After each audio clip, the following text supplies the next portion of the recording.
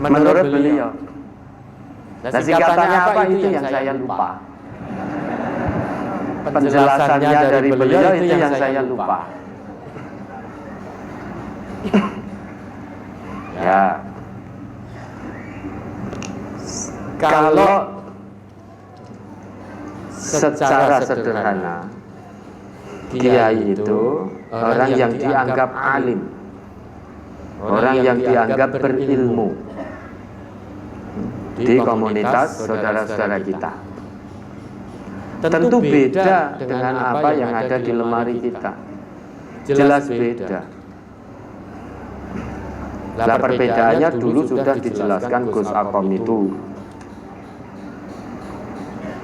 Nah, singkatan itulah yang saya lupa. Coba nanti saya lihat kembali itu. Perbedaannya apa? Coba nanti kami tanyakan pada saudara-saudara kita. Nanti akan kami tanyakan perbedaannya apa. Tentu jelas beda, tidak sama. Dan husnudon kita yang namanya kiai itu alim. Alim. Orang alim itu tentu paham agama Allah dan mengamalkan agama Allah. Itu orang yang alim. Tandanya alim itu dia paham agama Allah dan mengamalkan agama Allah. Dan ini terbuka untuk kita semua untuk menjadi orang yang alim. Seorang alim tidak harus pakai sorban, tidak harus pakai gamis, tidak harus pakai baju koko dan lain sebagainya. Ya. Seorang alim selama dia ngaji, paham ayat-ayat Allah, paham aturan Rasulullah, kemudian mengamalkan apa yang dipaham dalam kehidupan nyata, itulah orang yang alim. Ukhdu aliman au muta'alliman au mustami'an au muhibban wala takunil khamis fatahlik. Jadilah kalian orang yang alim. Untuk bisa menjadi alim itu tidak ujuk-ujuk, tapi ada prosesnya. Prosesnya harus menjadi muta'alim dulu, pembelajar, yaitu ngaji dulu. Orang ngaji itu tidak bisa langsung ujuk-ujuk begitu. Dia harus suka mendengarkan dulu ayat-ayat Allah diterangkan, hadis-hadis Nabi dijelaskan. Untuk mau mendengarkan harus punya modal dasar, yaitu rasa cinta dulu. Orang yang tidak cinta, tidak suka, sulit untuk mendengar. Dia maunya hanya didengar, tidak mau mendengar. Tanpa modal cinta, sulit untuk mendengarkan orang lain. Nah, jangan jadi, ini proses tadriji. Mau jadi seorang alim itu cinta dulu ketika terhadap Quran dan Sunnah, cinta dulu. Dari kecintaan itulah kemudian mau mendengarkan ayat-ayat Allah, hadis-hadis Nabi diterang-terangkan, dijelas-jelaskan. Ketika mendengarkan itu dia akan meningkat, berarti dia seorang pembelajar, seorang yang ngaji, menuntut ilmu. Kemudian setelah menuntut ilmu, dia menjadi paham, dia tahu, dia amalkan dalam kehidupan nyata sehari-hari. Jadilah dia seorang yang alim. Orang yang alim itu kata Allah, innama yakhsyallaha min ibadihil ulama, hanya orang-orang alim saja yang betul-betul takut ketika melanggar aturan Allah. Kalau ada orang yang dianggap alim, apapun namanya, di komunitas masing-masing, tetapi kalau memerintahkan kemaksiatan, yaitu bukan alim, hanya statusnya saja yang dianggap alim oleh masyarakatnya. Alim tidaknya seseorang termasuk kita ini dilihat dari hati kita dan perbuatan kita. Kalau kita menyeru kepada kemaksiatan, meski kita dipanggil ustadz dan lain sebagainya, ya tidak alim. tidak alim. Kan di akhir zaman kita diwanti-wanti oleh Nabi kita banyak ulama-ulama orang alim tetapi paham agama tetapi cirinya bagaimana? Minhum kharajatil fitnah, dari lesan-lesan mereka keluar fitnah, keluar madarat pada orang lain. Setelah ditelusuri fitnah itu dari mana, ternyata ilaihim ta'ud, ternyata sumber fitnah itu berasal dari orang yang dianggap alim oleh masyarakatnya. Itu ciri ulama orang alim yang paham agama tetapi tidak mau mengamalkan agama. Kalau orang alim tenan, dia paham bahwa fitnah itu dosa, kalau tidak bertobat sudah disiapkan oleh Allah neraka jahanam, neraka yang membakar. Ya, dia paham betul fitnah itu dosa. Kalau dia alim, tentu dia tidak akan keluarkan fitnah untuk saudaranya. Tetapi kalau sampai itu keluar fitnah dari lesannya, setelah ditelusuri ternyata fitnah itu dari si fulan yang dianggap alim oleh masyarakatnya, maka itu salah satu ciri ulama yang Nabi sebutkan. Hati-hati, kita bisa masuk ke situ. Kita sudah ngaji, insya Allah paham hasil pengajian, paham agama. Tetapi kalau kita tidak mengamalkan hasil kaji, dari lesan kita masih keluar perkataan fitnah, caci maki dan lain sebagainya, bisa masuk kita tersebut menjadi seorang alim yang ya, maka hati-hati. Baik, pertanyaan kedua, yang 99 yang masih dipegang oleh Allah, disimpan oleh Allah, bolehkah kita minta untuk diturunkan ke majelis tafsir Al-Quran ini? Tidak akan dikabulkan oleh Allah, karena yang 99 nanti akan Allah berikan besok di akhirat di surganya Allah. U'iddat lil muttaqin wasari'u ila maghfiratin min rabbikum wa jannatin 'arduhas samawati wal ard u'iddat lil muttaqin. Kalau menginginkan 99 itu, maka wasari'u surah tasarru, cepat bersegeralah, jangan ditunda lagi. Bersegera menuju ampunan Tuhanmu, yaitu tobat pada Allah dari dosa-dosa, dari segala bentuk kemaksiatan. Dan bersegera jangan ditunda lagi untuk menuju surganya Allah, dalam arti mendahulukan kepentingan akhirat kita daripada kepentingan dunia kita. Kalau kita mendambakan yang 99 tadi. Kenapa? Karena itu hanya akan Allah berikan kepada hamba-hambanya yang bertakwa, u'iddat lil muttaqin, yang diizinkan oleh Allah masuk ke dalam surganya. Itu hanya hambanya yang bertakwa. Ciri hamba Allah yang bertakwa itu bersegera bertobat pada Allah, bersegera meninggalkan kemaksiatan, tidak menunda-nunda kebaikan. Itu salah satu ciri hamba Allah yang sedang berusaha menuju ketakwaan kepada Allah untuk mendapatkan yang 99 tadi. Maka sifat kenikmatan surgawi betul sekali, mala ainun ra'at wala udhunun sami'at wala khatara ala qalbi bashar. Tidak pernah terlihat oleh mata manusia ketika di dunia. Kenikmatan surgawi tidak pernah terdengar oleh telinga manusia ketika di dunia. Kita mendengar penjelasan-penjelasan dalam Al-Quran, tetapi tidak bisa kita gambarkan 100%. Yang ada semaksimalnya Quran menggambarkan kenikmatan demi kenikmatan yang kita sendiri di dunia sebetulnya sudah mengetahui, namun ternyata kenikmatan surgawi itu melebihi daripada apa yang ada di dunia. Contoh, dalam Quran disebutkan buah delima, kurma. Kita tahu delima dan kurma,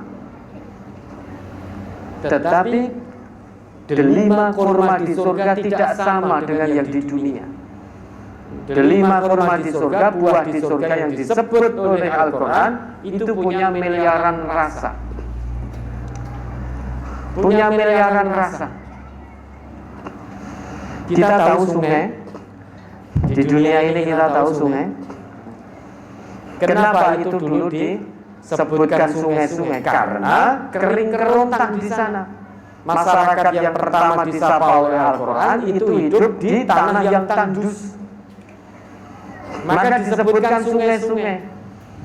Nah, kita yang di Indonesia ini banyak sungai, jangan lantas berpikir Allah tiba emong kali no ning surga. Kalau bayangan kita sungai yang ada di dunia ini, ya kita nggak kepengen no. Alah kali wis kecing kok kuwi. Banyak emas mengambang di situ. Emasnya manusia.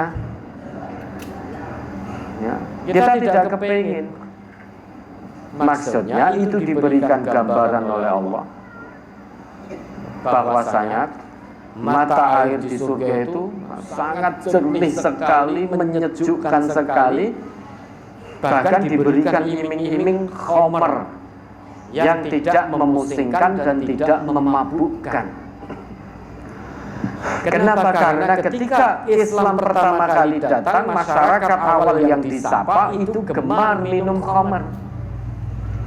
Maka diiming-imingi oleh Allah, kalau kamu minum khamr dunia, kamu mabuk, kamu pusing, sempoyongan, mutah-mutah rakaruan.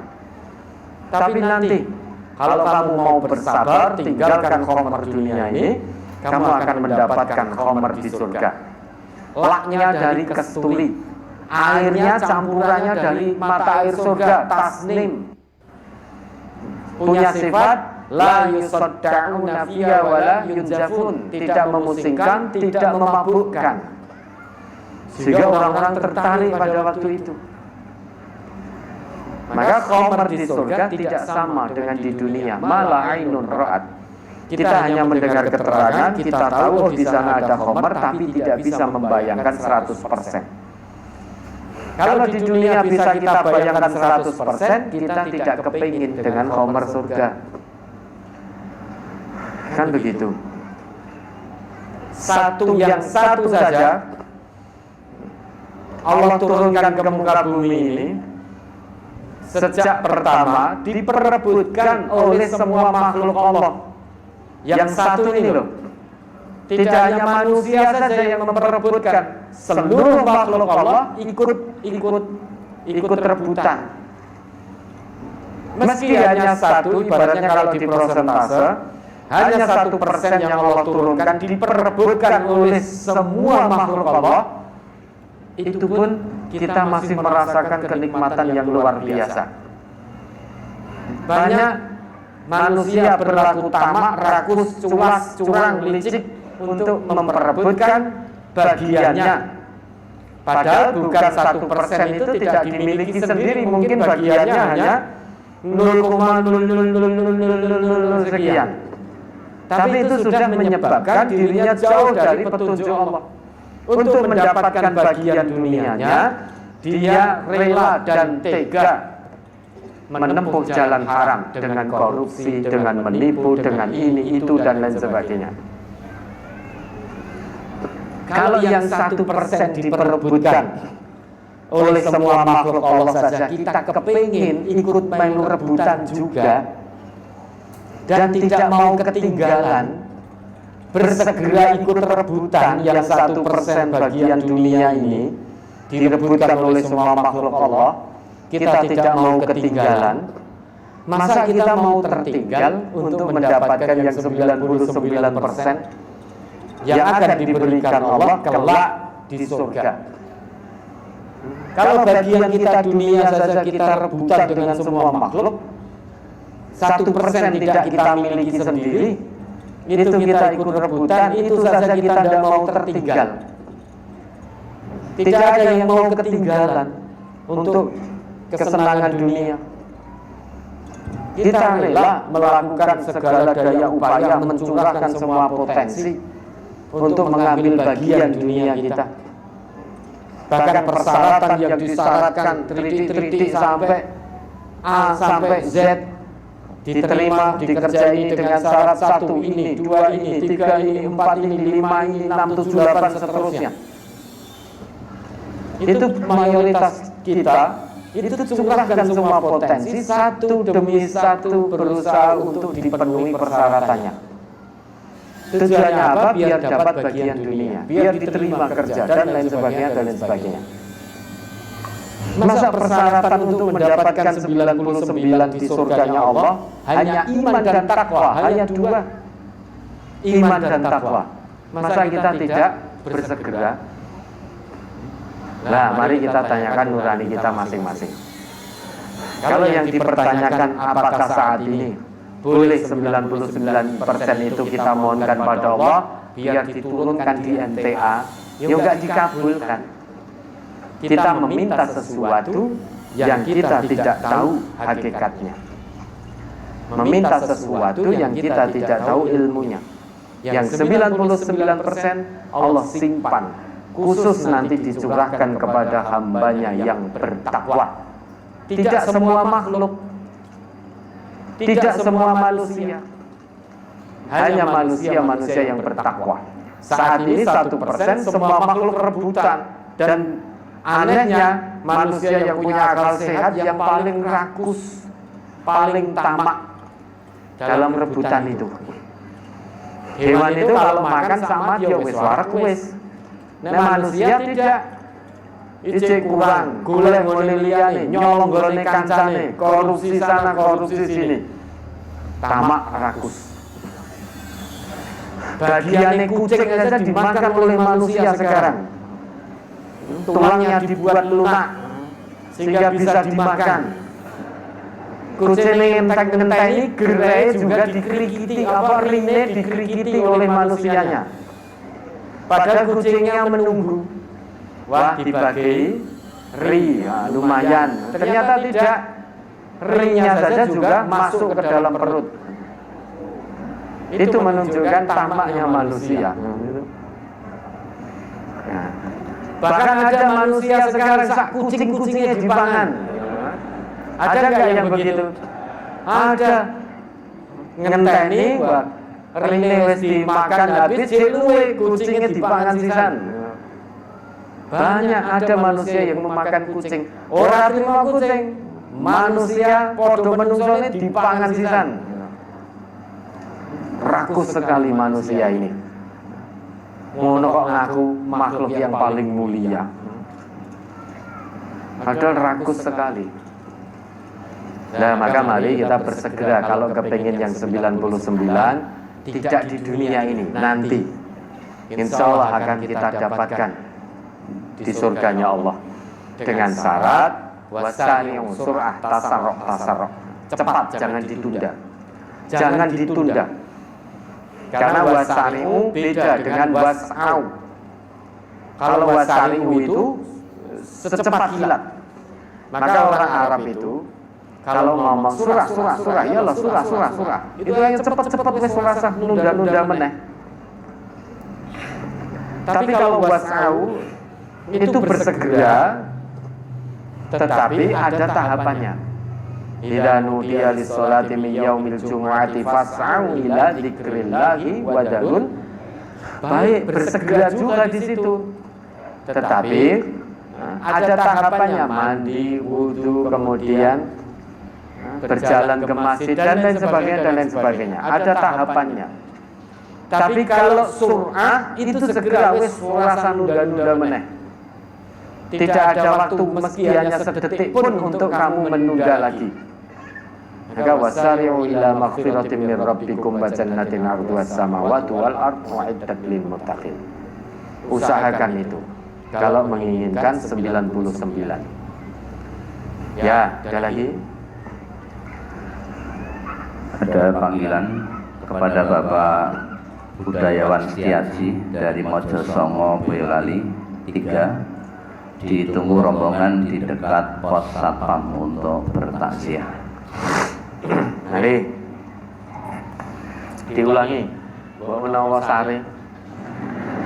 Kepada Bapak Budayawan Setiaji dari Mojosongo, Boyolali 3, ditunggu rombongan di dekat pos satpam untuk takziah. Ya, monggo. Penanya berikutnya, mic nomor 15, silakan. Bismillahirrahmanirrahim. Assalamualaikum warahmatullahi wabarakatuh. Waalaikumsalam warahmatullahi wabarakatuh. Perkenalkan saya bernama Bapak Suyono dari Semarang, tepatnya di Sambirejo, Gayamsari. Ikut pengajian di Pedurungan, di Majelis MTA di Pedurungan. Iya. Saya mau bertanya, tidak sesuai dengan tema ini, Ustaz. Iya. Saya sudah punya unek-unek sejak dulu. Saya insya Allah tahun ini mungkin akan menerima cucu yang kelima. Maka dari itu saya akan menanyakan tentang akikah. Iya. Nah, pengertian saya akikah itu 7 hari dari kelahiran bayi. Iya. Dan setelah itu dicukur dan diberi nama. Tapi di masyarakat kami dan mendengar ustadz-ustadz sekitar kami, katanya gitu, akikah itu selain 7 hari bisa ke 14 hari, bisa ke 21 hari, Ya. atau bisa Ya, 7 tahun lah. Nah, Ya, kelipatan 7. ya. Kemudian di masyarakat banyak itu kalau ada nyunake jalan itu sisan akikah. Ada juga yang itu nikahan itu si akikah sisan. Bahkan ada yang sudah meninggal Ya, di akikah juga. Ya. Terus di masyarakat itu sudah akikah itu terus apa tuh di bayi itu dibacakan berjanji dan dibacakan astrofol bantu, terus digendong dan terus dicukur bersama bumung. Nah, itu kita tanyakan, aku ada tuntunannya ya Pak. Nah, saya mau tanya penjelasan yang sesuai dengan tuntun Rasulullah Pak. Sekian, terima kasih atas jawabannya. Kami ucapkan terima kasih. Assalamualaikum warahmatullahi wabarakatuh. Waalaikumsalam warahmatullahi wabarakatuh. Bila kita mau ikut masyarakat atau ikut Nabi, ya. Pendek yang saya ketahui, kalau menurut Nabi dalam sebuah sabda beliau, ya, beliau bersabda, al-ghulamu murtahanun bi'aqiqatihi. Setiap anak itu tergade dengan akikahnya. Yudbahu anhu yaumas sabi'i wa yusamma wa yuhlaku ra'suhu. Pada hari ke-7